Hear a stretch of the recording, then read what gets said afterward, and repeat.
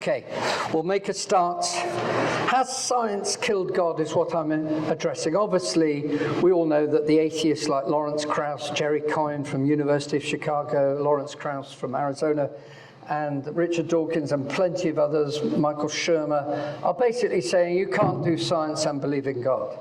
I take very much the opposite point of view, and I would say that historically people are not of that view. Even in more recent years, only going back 50 years, this is what happened. All the people back on Earth, the crew of Apollo 8, have a message that we would like to send to you. In the beginning, God created the heaven and the earth. And the earth was without form and void, and darkness was upon the face of the deep. And the Spirit of God moved upon the face of the waters. And God said, "Let there be light." And there was light. And God saw the light. There was good. That was 50 years ago, 1968, just over 50 years ago, almost, with the Christmas time when it happened. Now, you might say, that they weren't real scientists. Actually, they were. They knew what they were doing. They were engineers. They had to go through hard science training. And so don't suggest to me that even those people were ignorant people. They were not. I'm not saying, by the way, that they necessarily believed everything in the Bible, but they were quite happy to read Genesis 1:1. So contrast that with this gentleman who died last year. He said these words earlier: the human race, this is Stephen Hawking, of course, the human race is just a chemical scum on a moderate-sized planet orbiting around a very average star in the outer suburb of 100 billion galaxies. We're so insignificant that I can't believe the whole universe exists for our benefit. Very sad contrast. Is he right? I'm going to show to you that actually from the science primarily, and that's what I will spend most of my time on, this first point, then on rationality, then the bottom one, ethics, and finally meaning, that the atheist position is incoherent. It doesn't work. I have a DVD, by the way, which I would encourage you to get, which is at the front. It's similar to what I'm doing now, although not put in exactly the same way. It's called A Skeptical Look at Atheism. And I would encourage you to rethink if, in fact, you are an atheist, and be open-minded to actually consider the Christian position, which is very robust indeed. We're first of all going to look at the science, and as I say, we'll mainly consider the science. We're going to actually consider this, first of all, by defining what we mean by science, and then we'll consider what we mean, of course, by God, which was the name in the title. We need to ask the question, what is science? Famous scientists, some examples of science, and then who is God? And we'll be looking at these matters. So we need to address the question, first of all, what is science and who is God? What is science? Well, science has to be testable by definition. As I was doing my work on the bombardier beetle, I had to be able to test what I was looking at, or the theory as to what I was considering.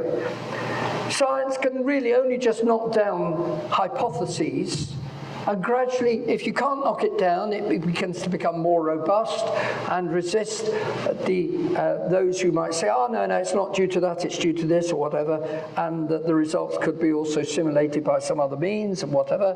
And so you have these debates in the scientific community, and eventually, after a lot of work, a lot of people testing that hypothesis, you might develop a workable theory. Let's look at some of these things. Science can only operate in the physical world. I will be looking at some examples of science, but let's look at some of these definitions. Science has to be testable, and science, by definition, can really only operate in the physical world. Let me just unpack this a bit. Have you heard the statement, science has all the answers? Have you heard things like that or words like that? Have you heard PBS do that, or the BBC in my country? People are constantly saying, you know, it's like a mantra, that if you're going to actually bring on a scientist, he's one who is secular, he won't believe that there are any things that science can't answer. Is it true or false? It's manifestly false, and I'll show you why. Because science deals with what? It doesn't deal really with why it's there at all.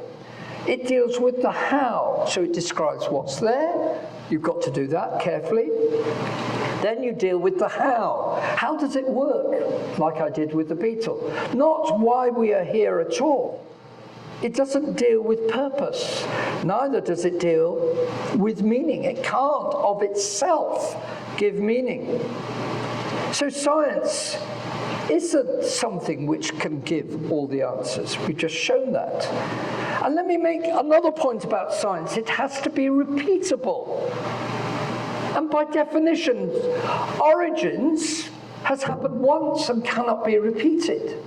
Now, you might suggest some aspects of what you think was going on in the origins that you believe happened, but that's not the same as repeating the complete experiment.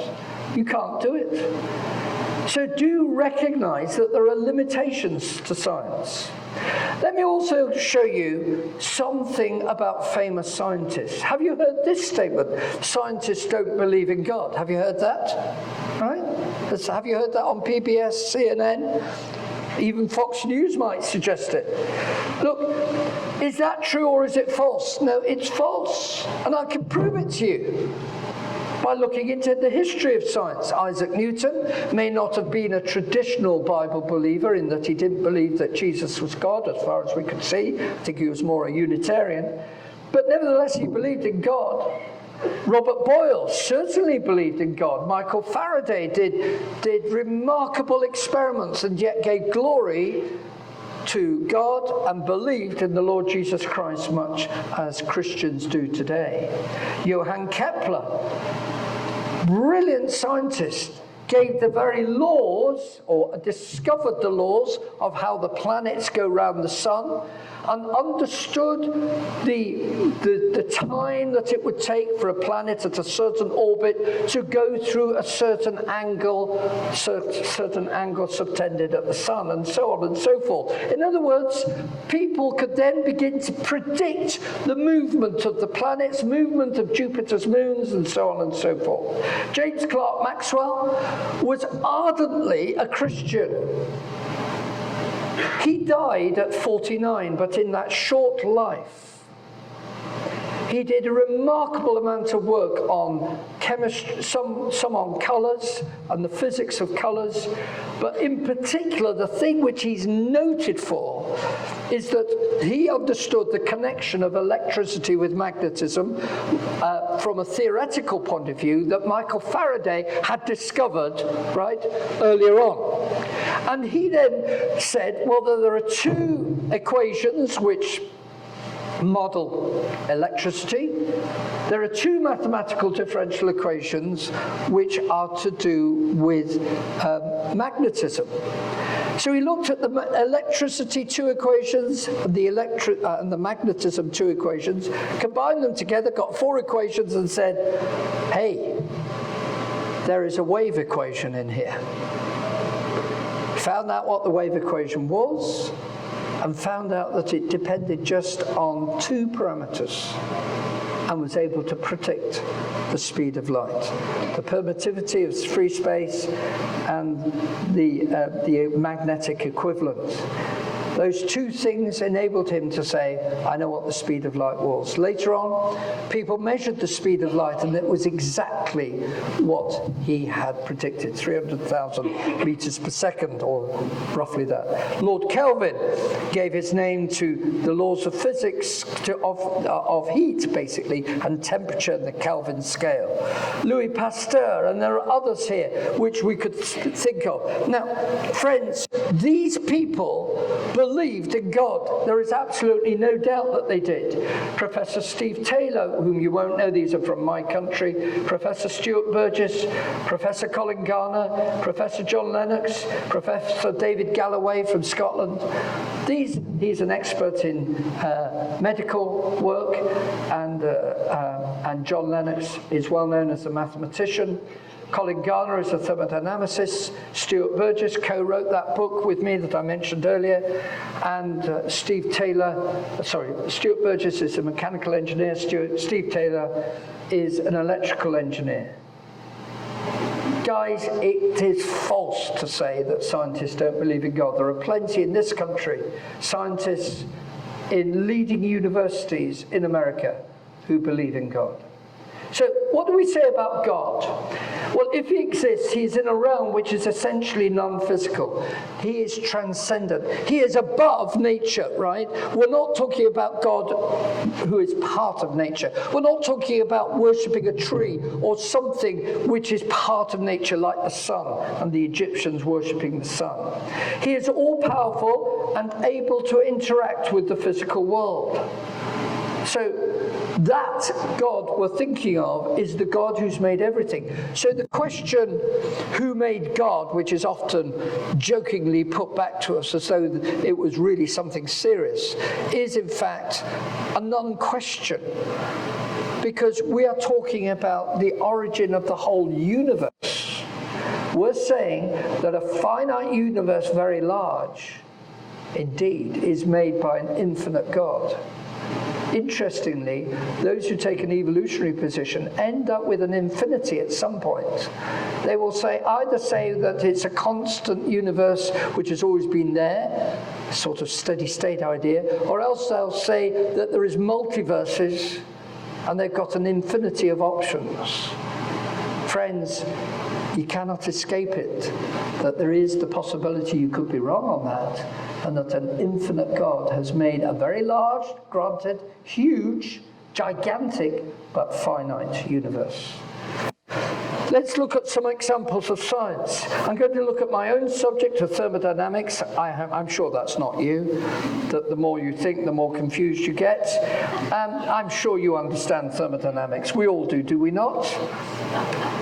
That probably isn't the case. So let me just try and help you through a very simple 101 on thermodynamics. Many people say, well, you know, any appeal to thermodynamics is dead in the water because you've got an open system with the solar system and planet Earth. So they say there's loads of energy out there in order to eventually develop sophisticated machinery. I'm not, of course, talking about nuts and bolts, but the machinery of life, DNA, RNA, all the things that we need for life. In fact, Richard Dawkins said the same to me in one of the encounters that I had with him on the media. But what they fail to realize is that in order to make use of the energy that's certainly coming in across the boundary of the Earth's atmosphere, from the sun or wherever you're considering energy coming in order to make use of that, you've got to have channels, very special chemical pathways in order to, and I'm going to use a term here that not all of you will follow, some of you will, in order to raise the local free energy which enables you to do useful work. Just to explain this a bit more, a leaf, which I'm going to come to in a moment, is a system whereby you can take the energy from the sun and using very carefully brought together chemistry, which I'll show you, you can actually locally raise the energy in order to make a certain reaction take place, which wouldn't happen if the energy was just hitting a dead stick. The plants are doing very sophisticated systems. The proposal, of course, that you can just get random energy to build the machinery of life is frankly thermodynamically wrong. And I'm going to show you. Random energy does not build the machinery of life. I'm not talking about nuts and bolts, right? I'm talking about the machinery, which I'm going to be referring to now, of living systems.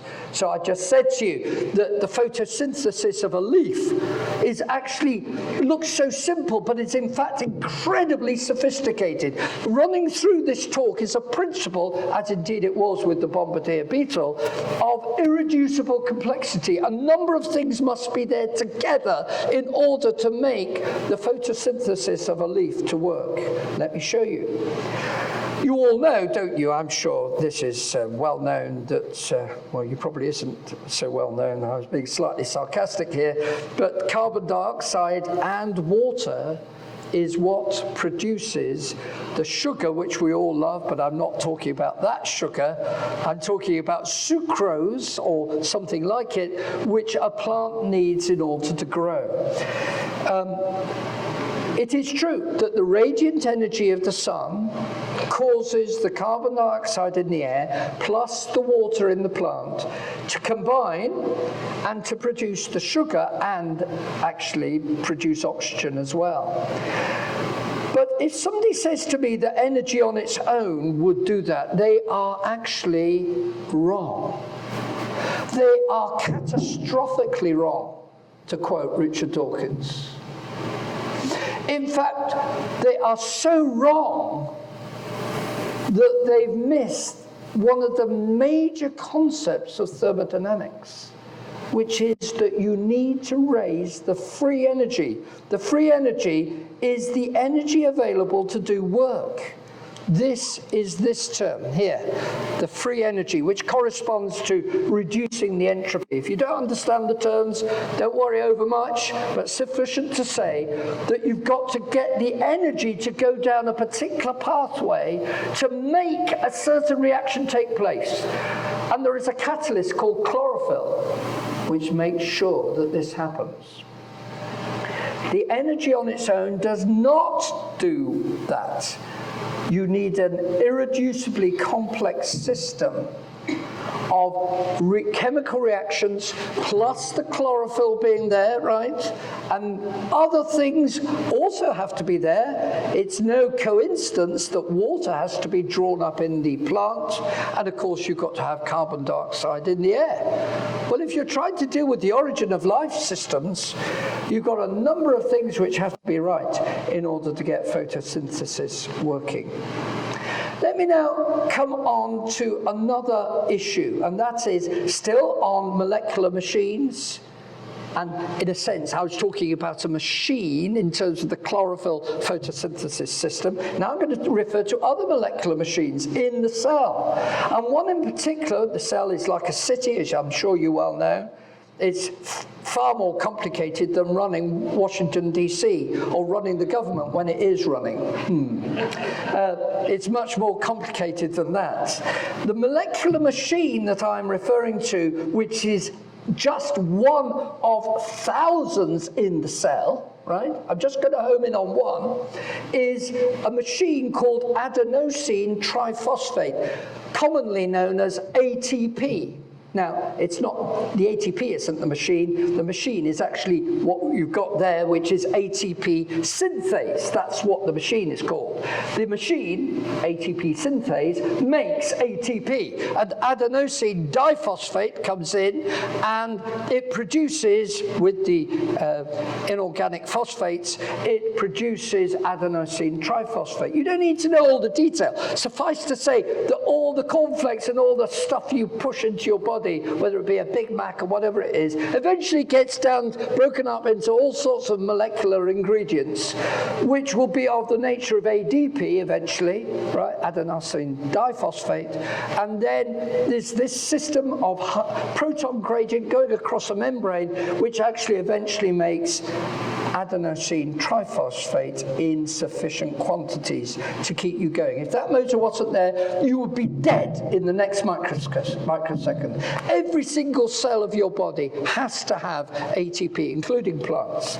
It's another example of irreducible complexity, and it's an electrostatic motor of which Faraday would be overjoyed to have seen. All those components, the membrane, the proton gradient, the cyclic nature of that motor, and all those things have to be there to begin with. You cannot evolve an irreducibly complex system gradually.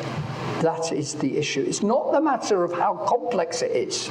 So if you come with a question telling me, oh, you're just believing in a God of the gaps, your argument is just appealing to complexity, you have not understood the point that I'm making. I repeat, it's not a matter of it simply being more complex. Oh, therefore God must have done it. That's not the argument. The argument is that there are layers of complexity where each layer is dependent on another system, and that system is dependent on the first one. And it's not just 2, it's 3, 4, 5, 10, 20, 100 systems all going on at once. The best way I would liken it to, and I've said this on the program on the local TV station, is that it's like an aeroplane, right? An aeroplane doesn't just work with one wing. You've got to have 2 wings. That isn't enough either. Wilbur and Orville Wright realized that you need to have a tailplane. They had theirs at the front, but that doesn't really matter. They understood the principle, and you also need to have control surfaces in order to turn it and do all the other things that you need to do. You also have the small little problem with getting back down on the ground again, and lots of other issues like that. It is irreducibly complex. And I know about aviation. That's why I use that example. Let me give you another illustration. Some of you might like the old steam engines. Some people, will go miles to see these old steam engines. Hugely inefficient, but wonderful to watch as they thunder down the railway. What would it be if you built a railway with steam locomotives like that, but you were still building the railway as the engine was going along? You'd think that's nuts, wouldn't you? In fact, you would think that it was a bit like Wallace and Gromit, which I'll show you now. This is British, by the way.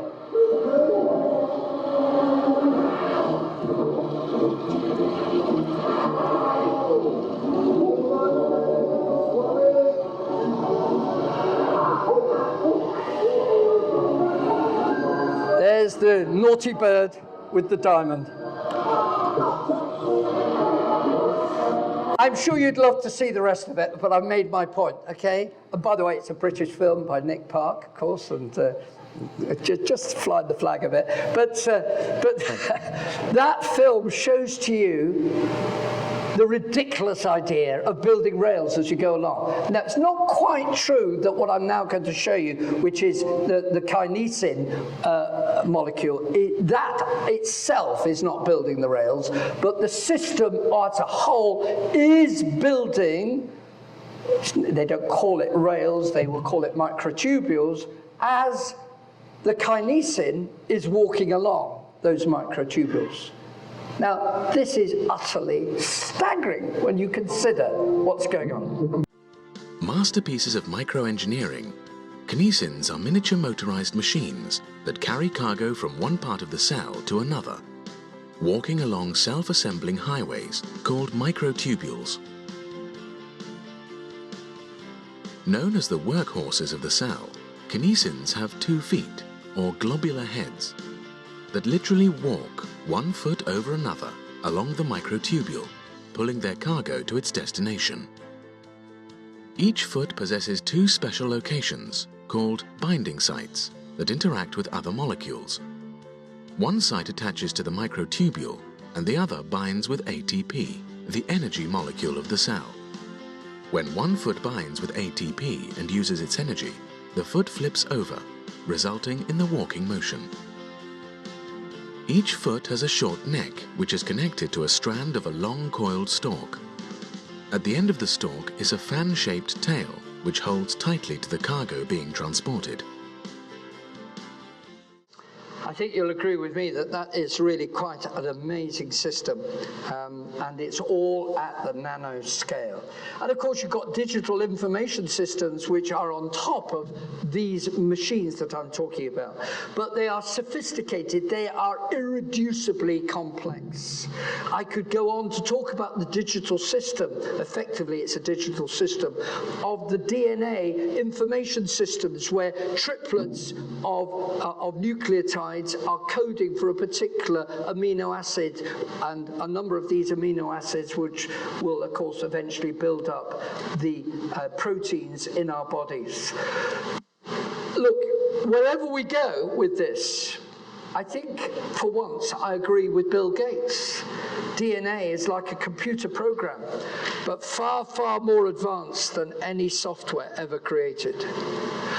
This programming is sitting on a substrate of machinery, and I use the word machine not to mean nuts and bolts, but I do mean biological machinery which locally raises the free energy in order to make things which I haven't particularly gone into detail here, but to make DNA itself, the very thing which is carrying these instructions, in order to make those phosphate bonds which are on the vertical part of DNA, guess what? You need ATP, which is the very thing I've told you is an unstable molecule and actually has a little bit of extra energy which then causes the phosphate bonds to work.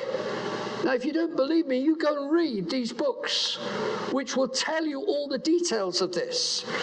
My point is this, that it's interlocking systems. Are you with me? You understand what I mean by irreducible complexity? So if somebody asks me, oh, you just believe it's too complex, do you know, I will almost get to the point of not answering that question. I will, out of courtesy, but I won't give it a lot of time. Because my whole point in this talk is to say to you, you've got interlocking systems, all of which are dependent on one another. That is the issue. It's not what we don't know which leads us to the conclusion of design. It's that which we do know, and there's still more to be discovered. So I'm at pains to make that point, sometimes repeatedly, because, to be frank, it's often not understood by those who oppose us. And I'm not blaming them, because for them, they're so indoctrinated with an atheistic, naturalistic mindset that they often don't realize that there is another way of looking at the data. I've been talking to you about the bombardier beetle, and I've been showing you how that works. And I've been showing to you also how the sophisticated valve system of that bombardier beetle was crucial in the way that that beetle would work, such that only when I understood the sophisticated nature of that beetle valve system could I then begin to realize, here's something that I now understand, and eventually it led to the making of those systems which were copying what the beetle was doing. That took years of work, right? It didn't just by a simple trick happen. It happened because we understood what was going on there already, and then that unlocked how to understand the bombardier beetle. Let me now move on to my next point, which, as I said to you, it was going to be major on the science, and now I'm moving away from the science. Moving away is probably not the right word. I'm asking a deeper question. But it's related to the science. In fact, two of these points, at least, are coming from the science. This one is certainly moving from the science into what's underneath the science. Let's consider the issue of logic and rationality. I'm asking here the question, where does mathematics come from? Where does logic itself come from? And mathematics is really just a language of logic.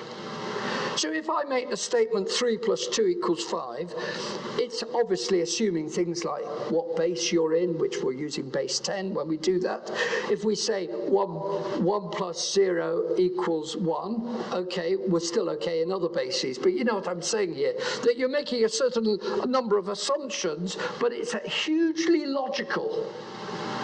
And it's the purest form of logic. I'm asking the question, where does mathematical logic and even rationality, which is associated with this, where does it come from? J.B.S. Haldane made this comment many years ago, before the Second World War, in between the wars. He said this: if my mental processes are determined solely by the motions of atoms in my brain, we might say today neurons, I have no reason to suppose that my beliefs are true, and hence I have no reason for supposing my brain to be composed of atoms. Think for a moment what this is saying. You see, John Doughty over there, whom I've got to know in recent months and really valued his friendship. But supposing John, you know, I could sort of look at his brain and I could get a big enough computer. It would have to be a big one for John. And, you know, and supposing I even had a quantum computer, right? And I was able to follow all the wonderful stuff that he ate at Cracker Barrel recently, right? And I was able to actually follow all those molecules and all the juices and all the neurons that flowed out as a result into his brain. And I was able to say, right, I've got all the model completely of John Doughty. In fact, I can even tell you what he's going to say next. There would be something wrong there, wouldn't there? You know that there is something wrong. Because that would mean that what he's saying when he talks to me, which, by the way, is very sensible, and I'd encourage you to talk to this encyclopedic mind that John has. It really is brilliant. But, you know, I mean, you would say there's something wrong here. If I can predict it, that means that I'm not really talking with a mind which is thinking in an original way. Indeed, you well know that when somebody suffers from Alzheimer's disease, you should never obviously be unkind to such people, or they suffer from dementia. You say they're only saying that because they're ill. In other words, you are attributing to basically physics and chemistry not going right, that they have an illness. But when you know their mind is working, you say, yeah, they're using obviously John is using the engine of his brain, but it's not the brain which is actually making the original thoughts. I would suggest to you that C.S. Lewis had it right when he said nature is quite powerless to produce rational thought. Not that she never modifies our thinking, but that the moment she does so, supposing I've got a migraine or a stomachache or something like that, it ceases to be rational because I'm just uttering nonsense. That's really what he's saying. For as we've seen, a train of thought loses all credentials as soon as it can be shown to be wholly the result of non-rational causes. Right? Do you see the point? So this argument is a very important one, and people miss this. Many atheists do not answer this point. I tell you, the only atheist that I know who's bothered to actually analyze this argument and admits that there isn't an answer because he's honest, and there are some honest atheists, is Thomas Nagel, who wrote the book Mind and Cosmos, well worth reading, from New York City. Brilliant man, and he says, we have not taken on this argument, and it's a powerful argument. And he's got fired at by his own community for giving substance to the arguments, of course, that myself and others are writing. It's not because, by the way, look, I'm concerned for truth, and I hope all scientists are concerned for truth. Why close down the debate in the United States and not allow people who are of an intelligent design persuasion to actually occupy university lecture theatres and to have reasoned debate about these matters? Particularly in America, but it's also true in England, people are just closing down this debate. You see, naturalism, which is really what the atheists will appeal to, cannot understand rationality. Indeed, he basically says that there is no meaning, that rationality is really not even on the horizon in his thinking. And yet he's telling me that he knows where his own mind comes from. But actually, he doesn't. Here's like this poor person sitting on a tree, chopping off the very branch on which he's sitting. Because you see, I'm making the point here that particles and molecules do not think. So if you reduce everything to chemicals and physics, right, like I did try to say with John Doughty's mind and neurons, then you're actually saying that the only way to understand everything is naturalism. And that very philosophy of naturalism is undermined by the very naturalism that they are proposing. Think on it, friends. This argument actually cannot be answered. Now, it doesn't immediately prove that I'm right, but it does prove that naturalism has this idea that everything is explained by physics and chemistry and all the rest of it is actually something is fundamentally wrong in that position. You've probably heard of Kurt Gödel, some of you. He said that if there is an arithmetical any consistent, let me read it to you, any consistent effectively generated formal theory that proves certain basic arithmetic truths, whether it be by some formula mathematically, it could be calculus or whatever it is that you're doing. For anything like that, there is an arithmetical statement, or we might say today, a mathematical statement that is true, but isn't provable. Let me just unpack that, because this is a very important theorem which is known in the mathematical world. There are certain principles which are axiomatic in mathematics itself, which cannot be proved. Do you understand me? There are certain things which you say, well, I'm using it, but I don't know that it's true, but I know it must be true. This is heavily linked with this point about rationality.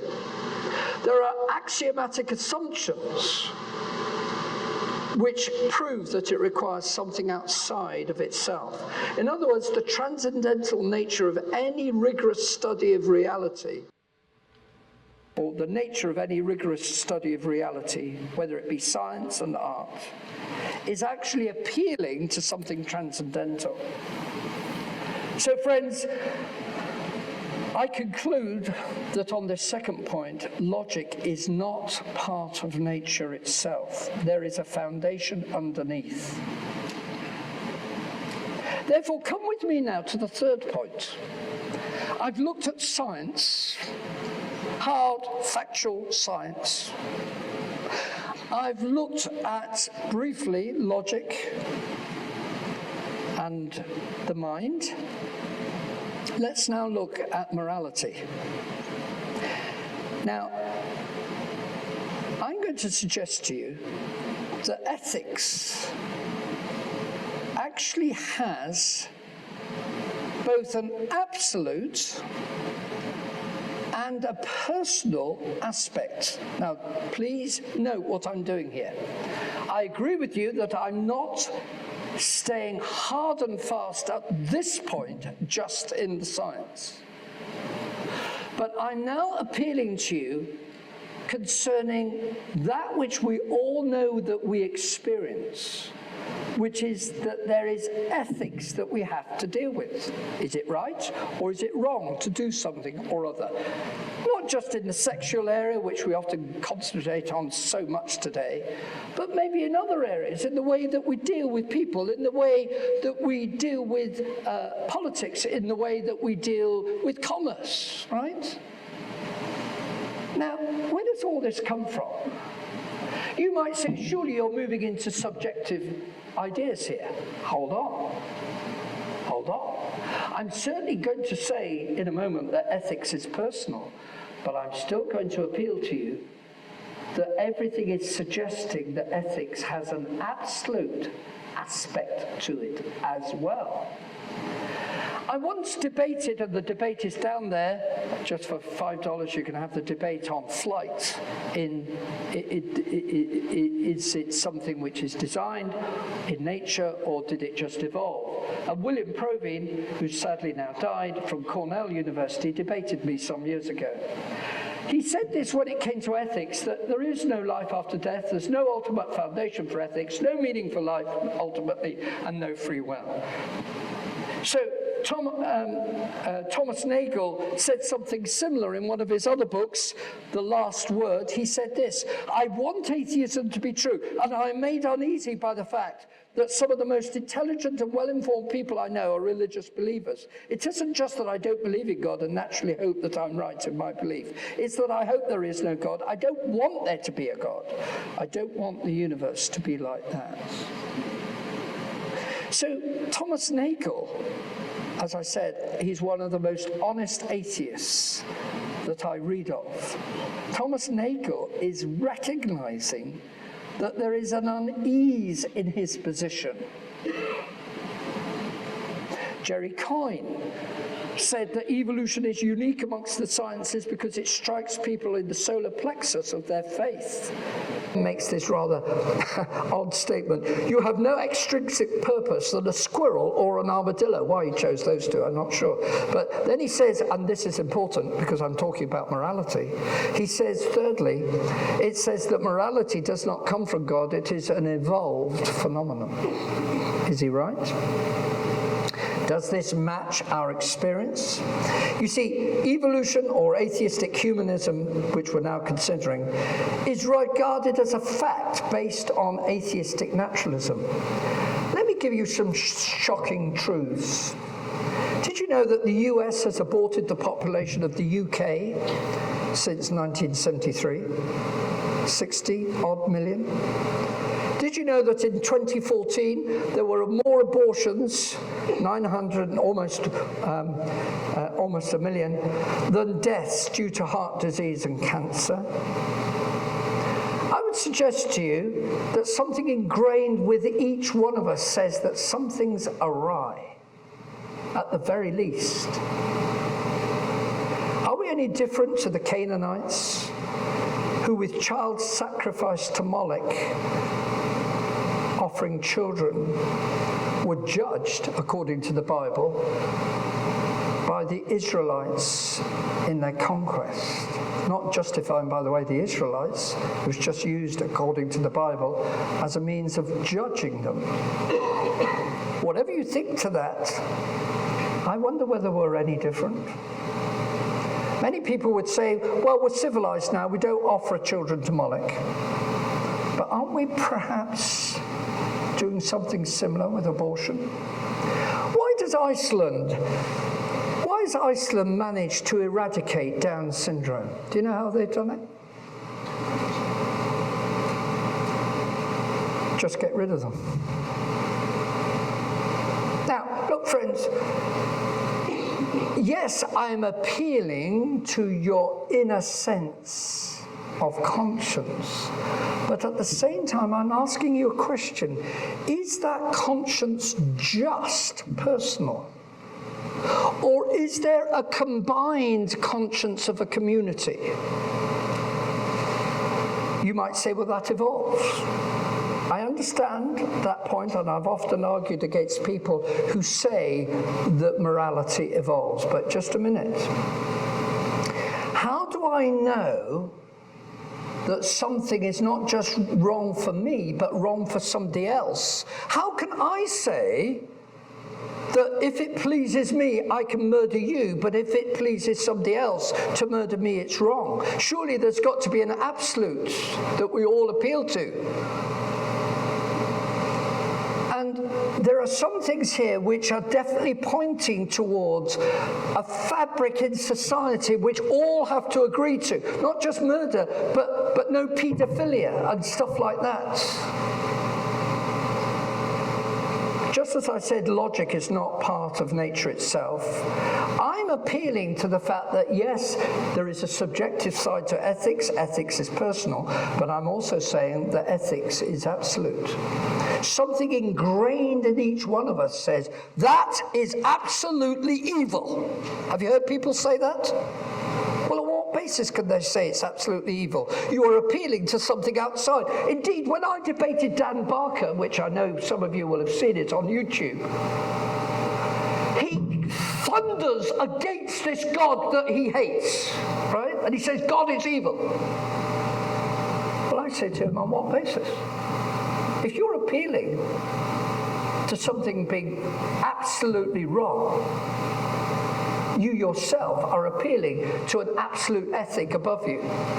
Ingrained within each one of us is a sense of indignation concerning some things. We may disagree what those some things are, because obviously we've got to agree what the absolute is. Let me now come to my last point, which is meaning. Because meaning and truth, surely, is where the rubber meets the road. I love this cartoon. If my work helps just one person feel like a tiny, insignificant speck, lost in a cold, uncaring universe, then I'm doing my job.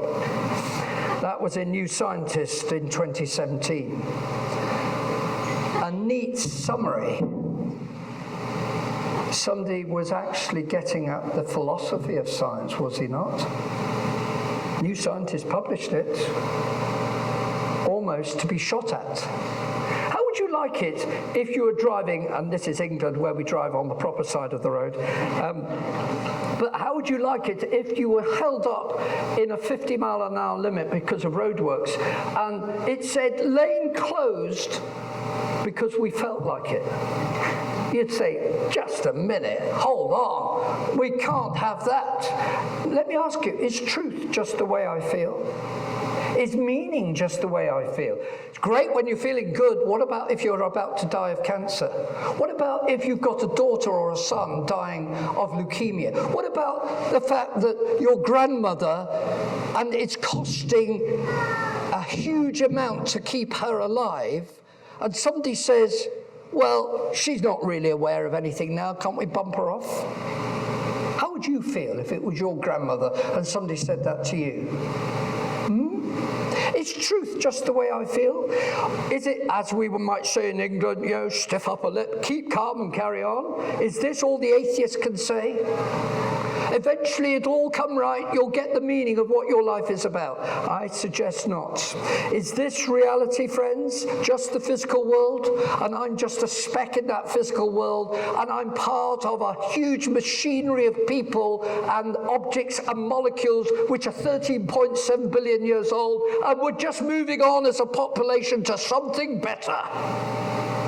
Is that my meaning?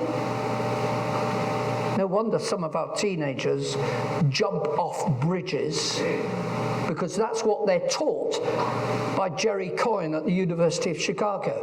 That's what they're taught at the University of Arizona by Lawrence Krauss when he says, you're all stardust. Forget Jesus, the stars died that you might be here today.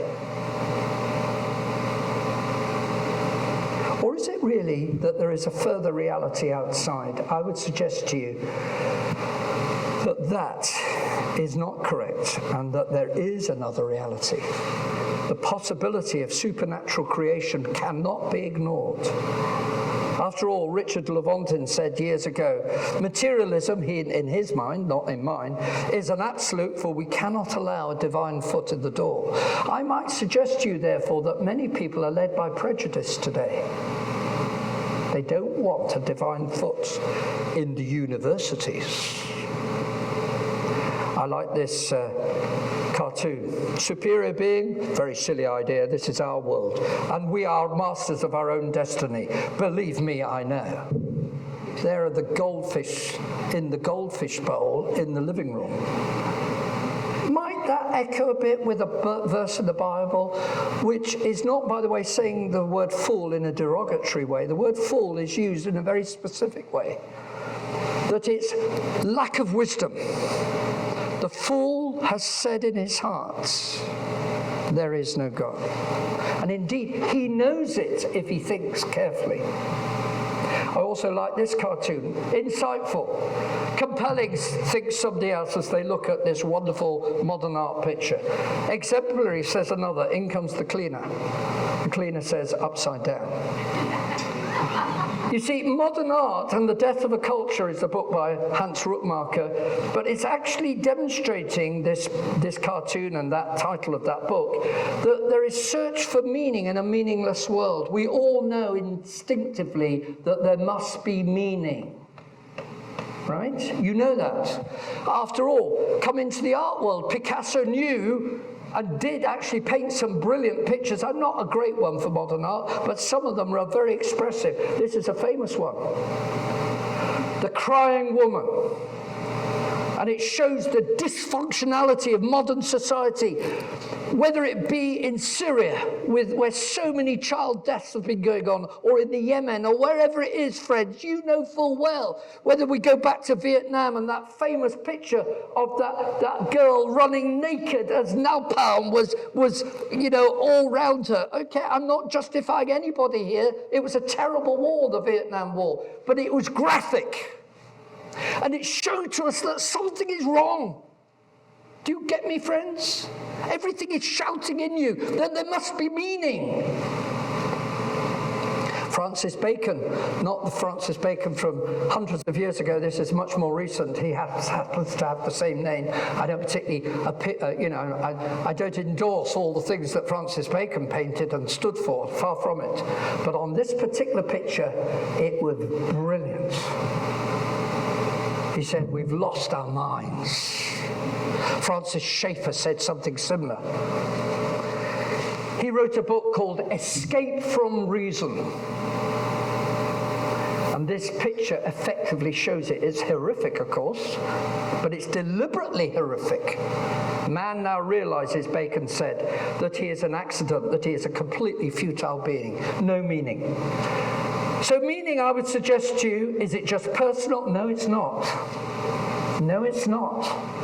I'm keeping to my thesis that there is a foundation for meaning. Truth is personal, but it's absolute as well. It's both objective and subjective. Now I'm going to summarize where we're at, because we're right at the end of what I want to say. You see, if meaning is both absolute and personal, and I'm suggesting to you, all our experience tells us that it's not just an intellectual matter, it's a heart matter. Is there one person in the world who has ever lived who actually dealt with truth in this way? Didn't just intellectualize in an ivory tower, but got amongst the people. Who is he?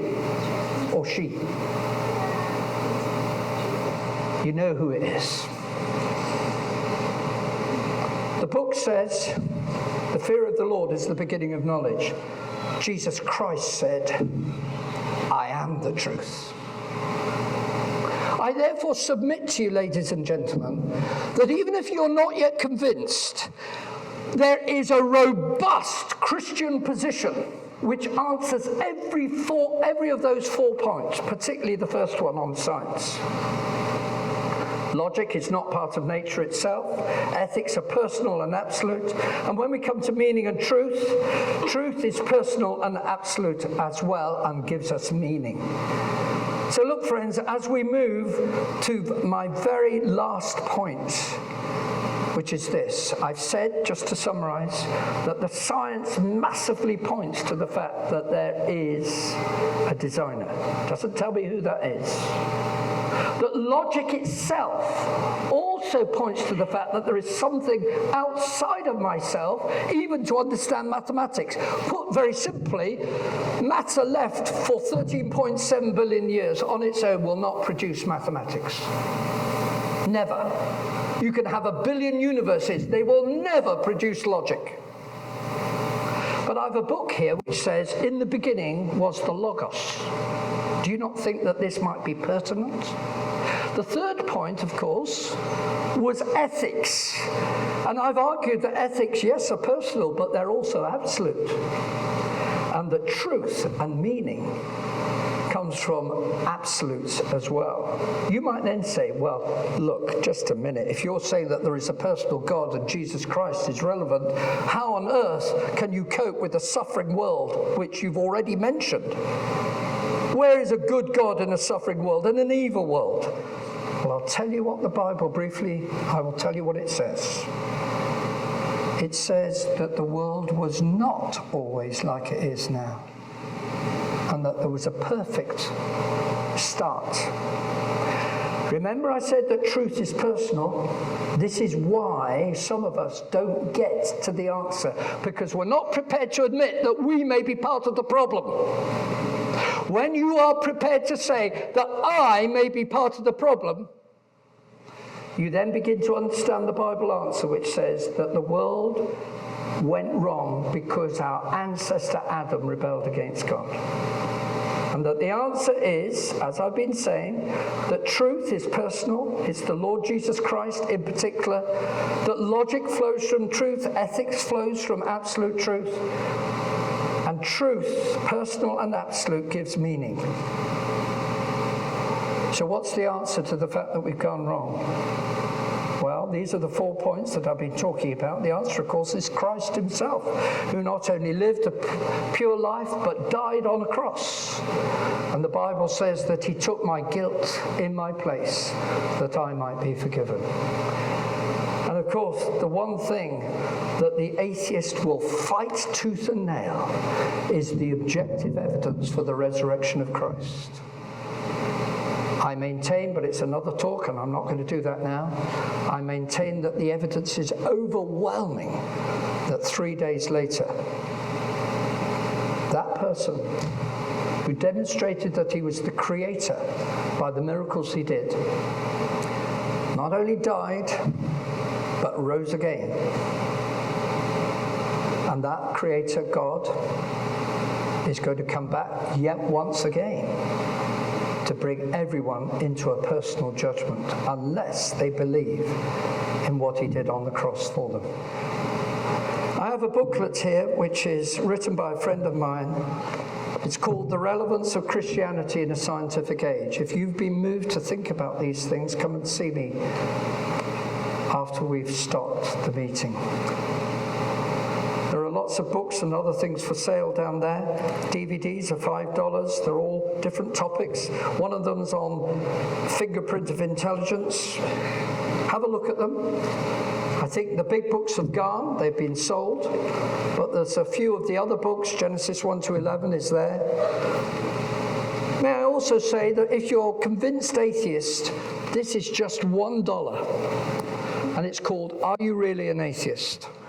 I wrote it with a desire to approach an atheist, maybe there's quite a few here tonight, who would like to understand the Christian position and to change their outlook. So if you'd like that, please feel free to buy that. That's at the front. Don't forget this booklet. You have to come to me personally for this. The Relevance of Christianity in a Scientific Age. Open it up for questions, which we'll have just for a few minutes. And one last thing to say, there is a DVD which is $6 because it's in a box. This has got the essence of the arguments that I've been using tonight. It's not filmed in quite the same order, but you're welcome to buy that as well. There's a number of copies of that. Just come and buy it.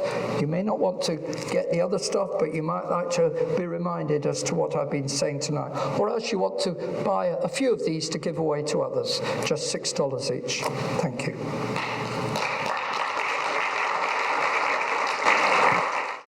James Yu.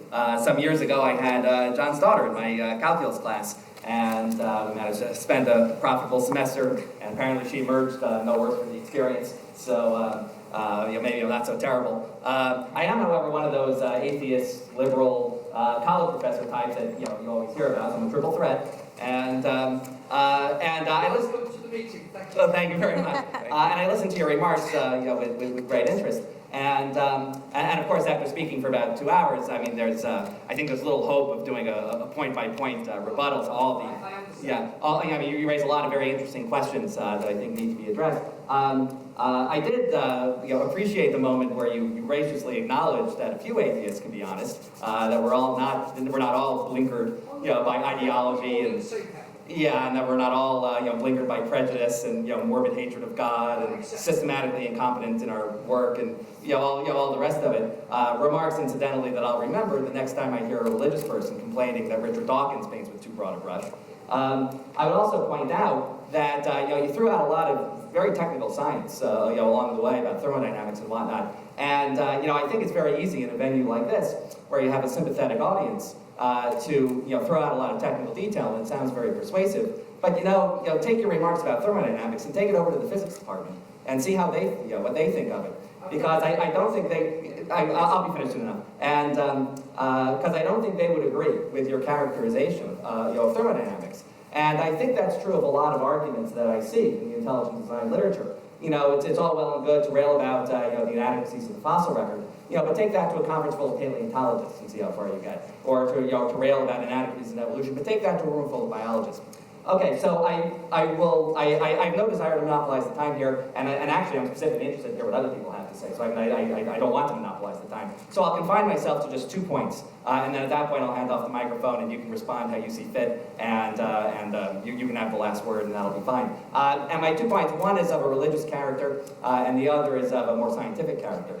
And with respect to the religious argument, in talking about the bombardier beetles, you were very rapturous about these beetles, and the image that you invoked was that of a master engineer behind this. That we see such good design, and clearly says some blundering evolutionary process couldn't do this. It would have to be a master engineer. But when I hear something like that, I'm immediately drawn to all the examples of bad design and poor design that I see in physical systems. Take something like pediatric cancer. Okay, and go to visit the children and tell them how well designed their bodies are. In the ID literature, I see the immune system, the blood clotting cascade, put forth as just supreme examples of intelligent design. Well, our immune system is so poorly designed that half the time it can't tell the difference between what's an invading what's an invading germ and what's healthy tissue. And this is why umpteen thousands of people die horrible lingering deaths from autoimmune diseases. Tell them how well designed the body is, or tell people who suffer from hemophilia, or people who die of blood clots, how well designed the blood clotting cascade is. And if the good design of the beetle is supposed to make me think of a master engineer, why shouldn't I look at all the instances of bad design and think God is a monster? And please, please, when you reply, spare me the argument that this is all because we live in a fallen world, that Adam and Eve ate a fruit, a few thousand years ago, and that the fitting penalty for that, no second chance, no chance to learn from your mistakes. The fitting penalty for that is torturing and killing children with dread diseases. If you really think that's plausible, okay, then I'm afraid I'm not going to be accepting lectures on morality from you, okay? And my second point, on the scientific side, you made much of this idea of irreducible complexity. This idea that you have interlocking systems, and if any one part of the system were removed, then the entire system would fail. Let me suggest that that's just not a good argument. In fact, I think that argument backfires completely on your side. Because the first thing you learn in engineering school is that if you're building a complex system, you do not build it in a way so that if one part fails, the whole system crashes. That would be the hallmark of bad design. That would be insane design. No human engineer would do that. On the other hand, precisely that sort of interlocking complexity is exactly what you do expect from Darwinian evolution.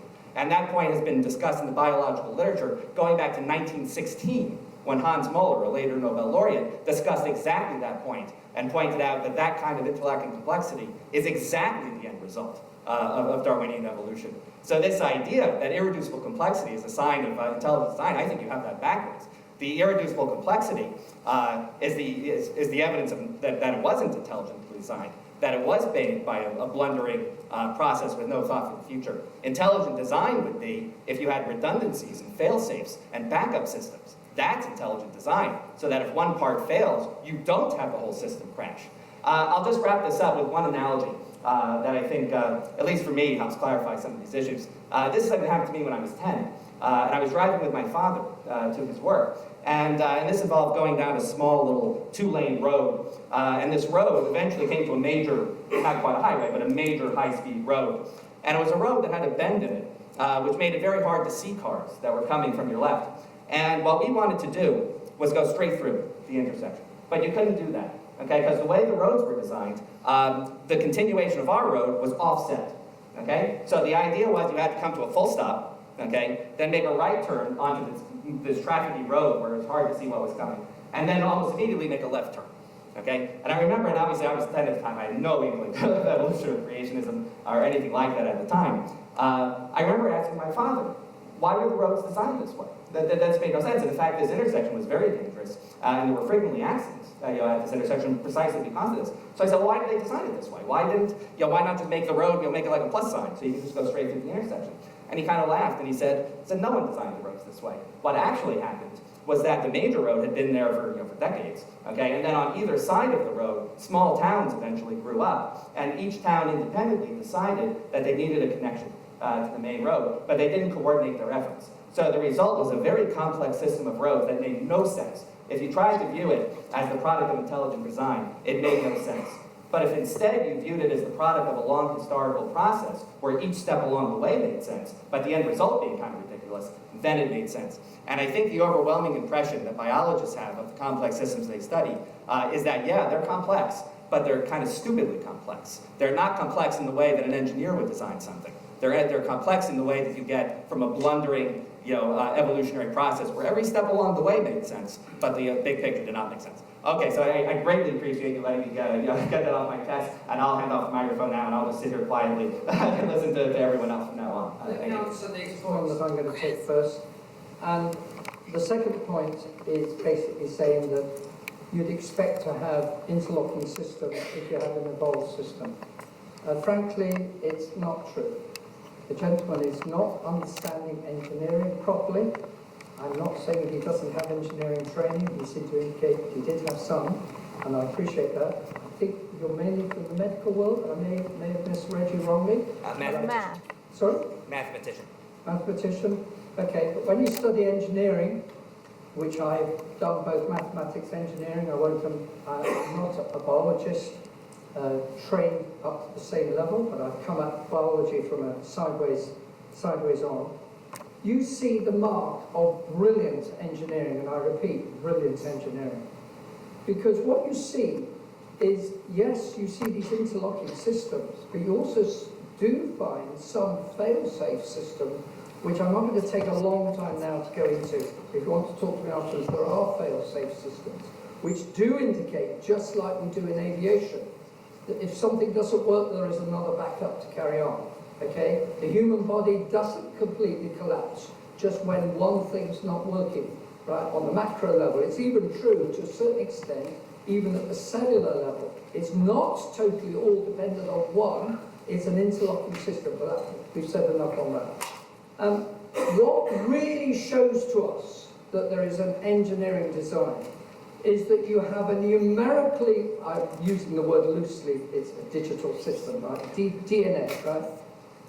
And that is actually controlling the making of the very ATP, which is absolutely essential to cause the phosphate bonds that I referred to in the main lecture.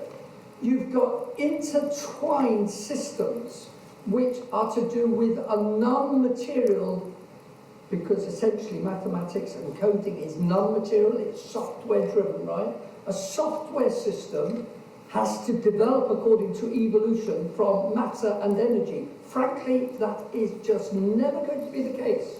Nowhere do computers, hardware, make their own software from the word go. I know that there are expert systems, but the expert systems, of course, are a product of digitally controlled systems to begin with. So it's really just putting the argument down the line.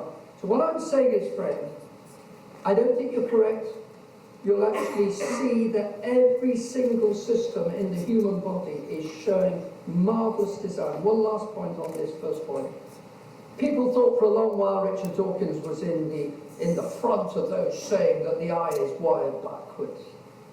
Until somebody said, just, do you understand? We didn't say it to Dawkins directly, but the articles were written saying that they'd now understood Muller cells, M-U-E-L-L-E-R. And he suddenly, we've heard nothing from Dawkins about the eye being supposedly wired backwards, because now we've discovered what's going on.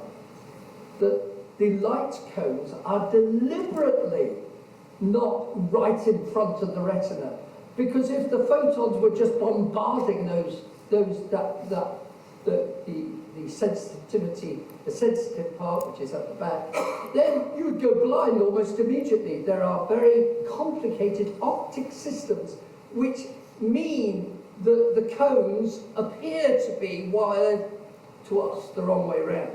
The same thing has been found about the laryngeal nerve, right? There are answers to why the nerve appears to go all the way around the lung and come back up to the throat. People have consistently actually argued against those who try to maintain, oh, what a poor system.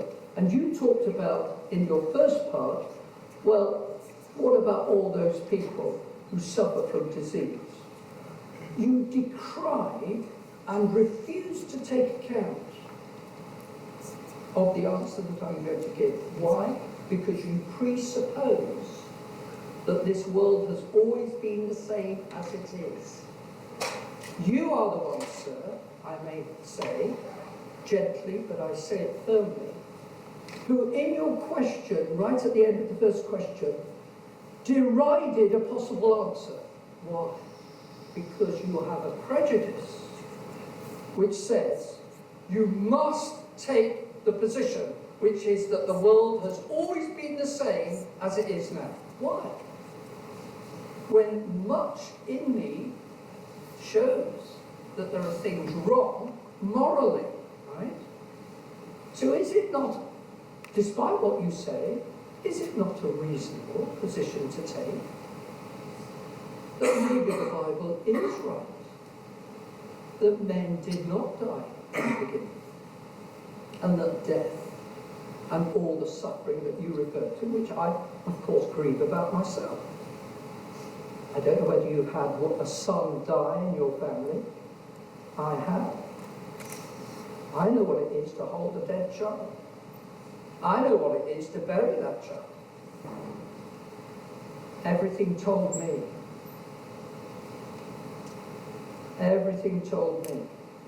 that the Bible is right. That we die and we suffer because of our own wrongdoing.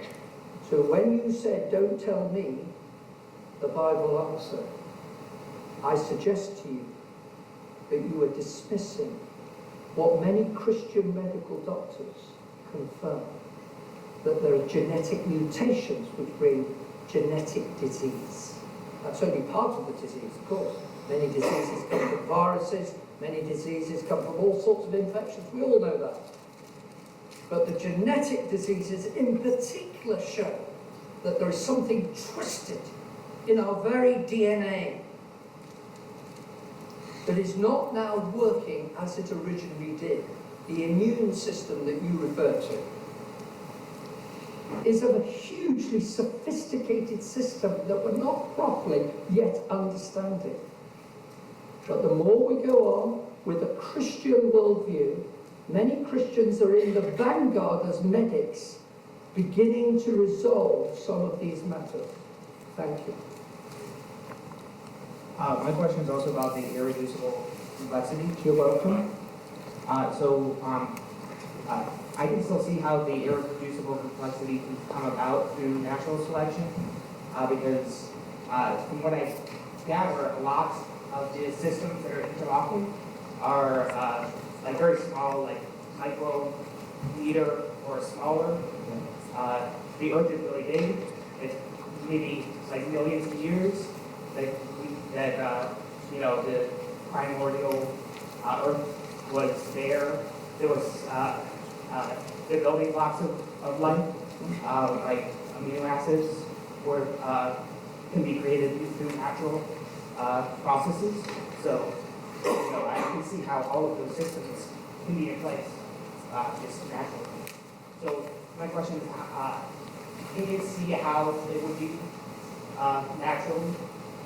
Well, that was the whole thesis of my argument, that naturally it doesn't work. You cannot make the sophisticated system of DNA, which I mentioned to the first questioner, and which of course was in my talk briefly. I talked about the DNA having essentially it's a digitally controlled system for making the very thing which is absolutely necessary, which is ATP, which actually causes the DNA itself to polymerize. and the DNA makes DNA codes for DNA polymerase, right? A DNA polymerase is a machine for making, guess what, DNA, right? So there is an interlocking system which involves non-material, non-energetically defined software which interacts with the machinery, which itself is not going to work thermodynamically. That argument on the thermodynamics was crucial, by the way, because it's what we call, you have to study a little bit on this, but engineering thermodynamics will tell you that thermodynamics doesn't naturally go uphill. You've got to have a chemical system to make the free energy, right? Now the DNA is sitting on this engineering thermodynamically hugely sophisticated systems, right? So the DNA, which is a software system, right, is controlling the thermodynamic system, and it's that way around. It's top down, not bottom up. You cannot get this gradually, bit by bit, bolt by bolt, over millions of years. You've got to have the whole thing there together. You know, just let me summarise with one sentence, and then I'll let you come back. Summarising in one sentence, you cannot get life from non-life. It has never, ever been shown. I think all those systems have come together at one point, and then through Through a mind. life was reproduced. So That's afterwards. I'm talking about the origin of life itself. You cannot, I'm saying that without a mind behind it, you cannot produce life from non-life. You could put all the chemicals into a petri dish or something, but it will not produce life of itself. You need a mind to get that stuff together. Could I also ask But thank you for the question.